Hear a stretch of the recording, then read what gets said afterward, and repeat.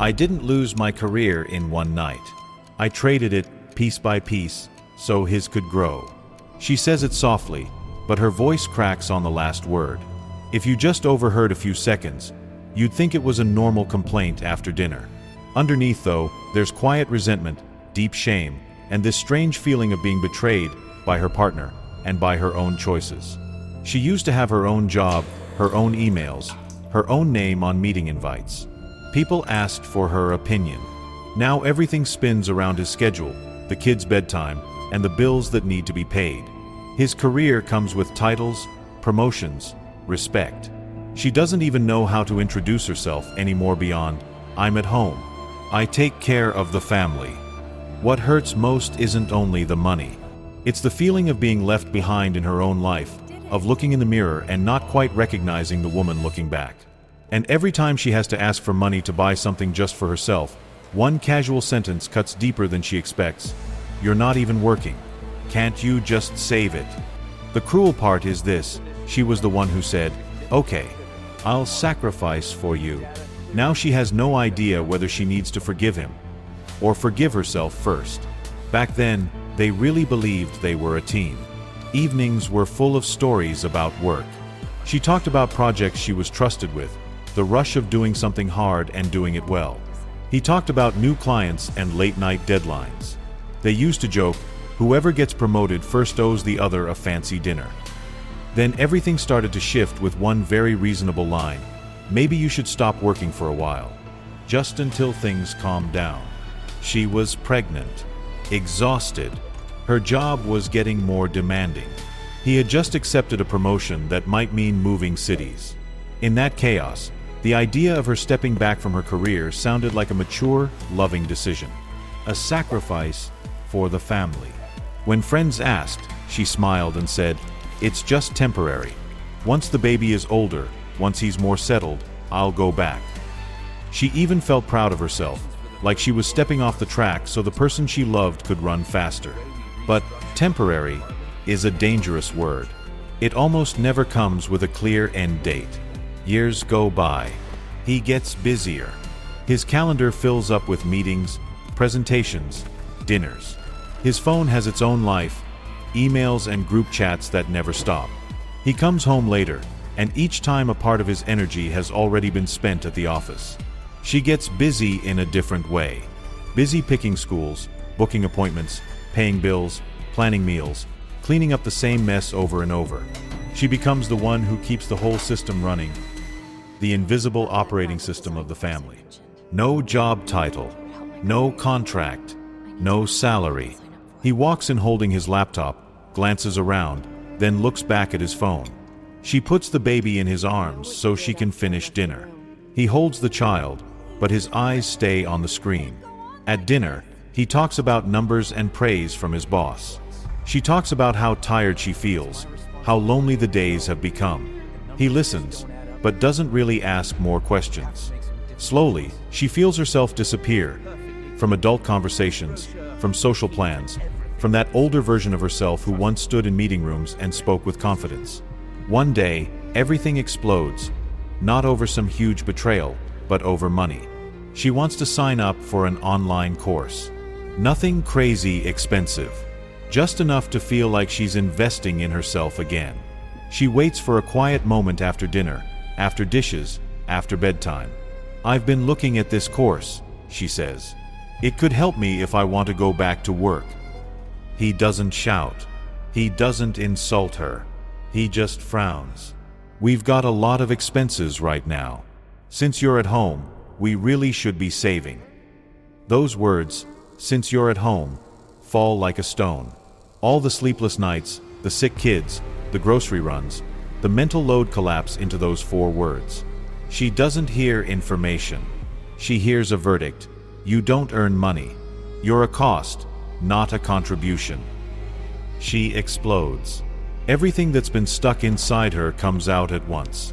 She lists the things she does, the chances she gave up, the moves she agreed to for his career, the weekends he was too busy while she handled everything. And then it slips out, almost on its own. "I gave up my career for you, and now you're questioning me over one small course?"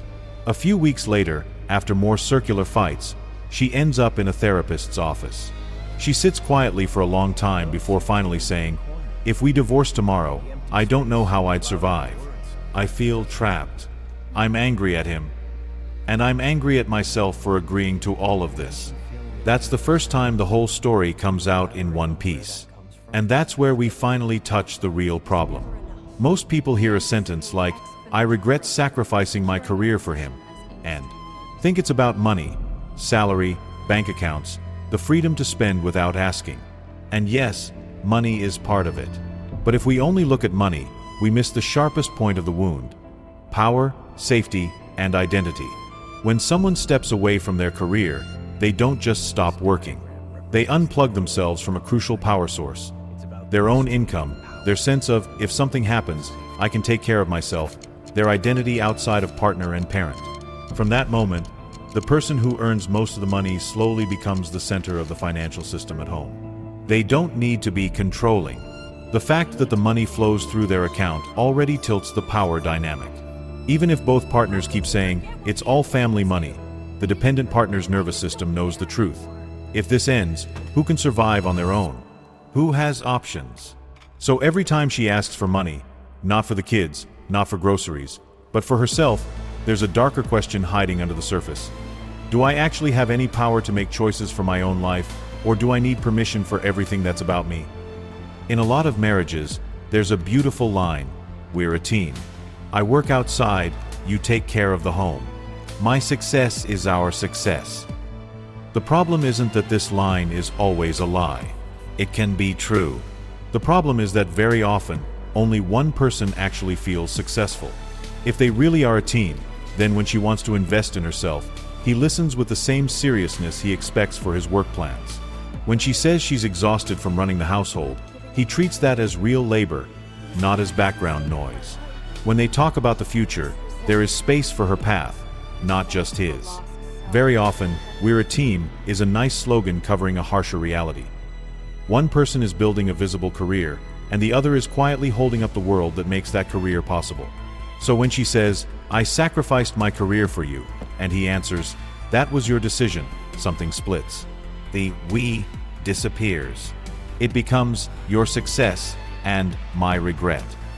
Underneath the money, there's another fear. If you strip away all the roles I play for this family, what's left of me? Many people in her position are not only angry at their partner, they're angry at themselves for saying yes, for abandoning their own future to protect everyone else's. That combination, anger at the other and anger at yourself, is how people get stuck.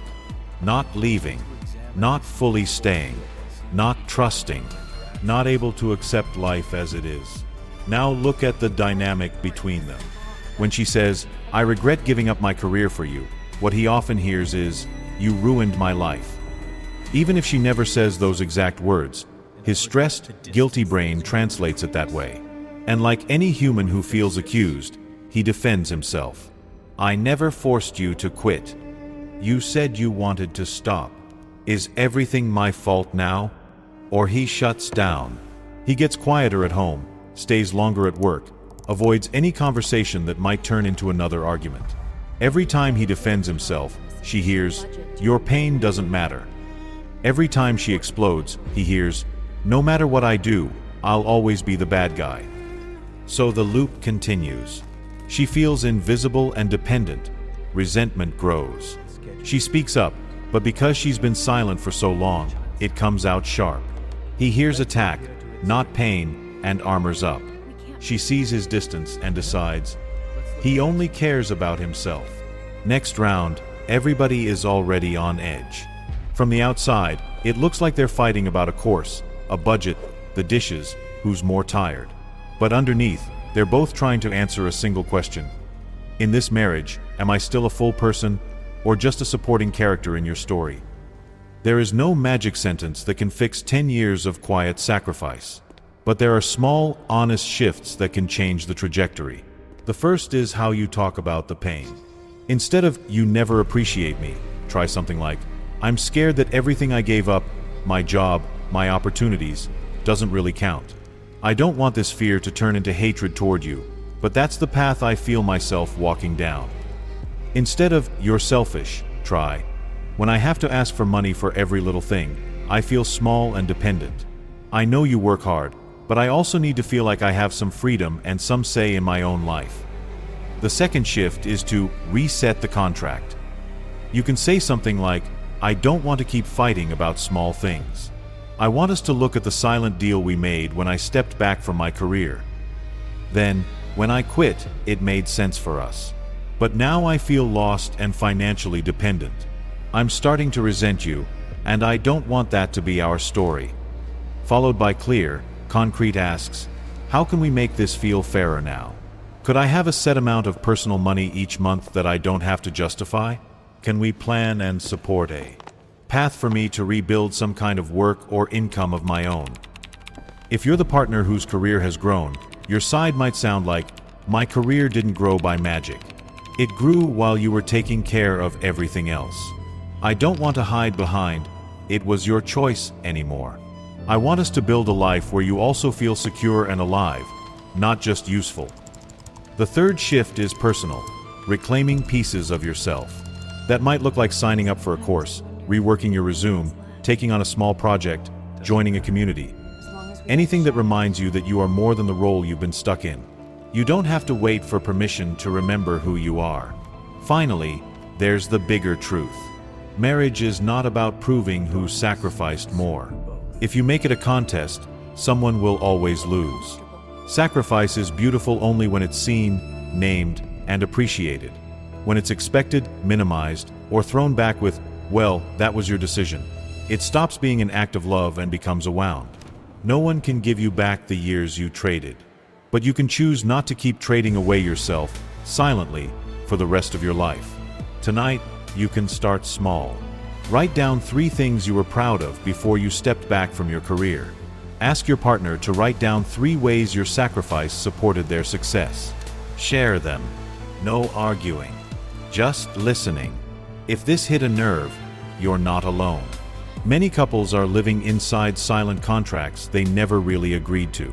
No one should have to disappear just to be called a good partner. A healthy relationship is one where both people get to grow, not one where one person becomes impressive and the other has to shrink to fit inside their shadow.